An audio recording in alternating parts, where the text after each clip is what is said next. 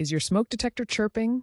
That annoying sound means the 9-volt battery is low, usually below 7 volts.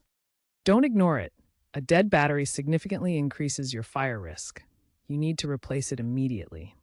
Use only alkaline or lithium 9-volt batteries. Lithium batteries last much longer, 5 to 10 years, versus alkalines 1 to 2 years. Avoid rechargeable batteries, as they may not hold a stable voltage. The chirping is a designed fail-safe, so your detector doesn't silently fail. Begin by powering off the detector. Turn off the circuit breaker for that area, or carefully remove the detector from its mounting on the wall or ceiling.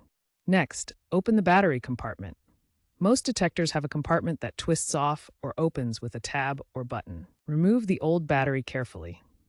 Insert a new 9-volt alkaline or lithium battery, ensuring the positive and negative terminals match the markings inside the compartment. Close the battery compartment securely.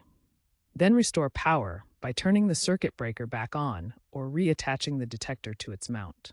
Finally, test the detector by pressing the test button.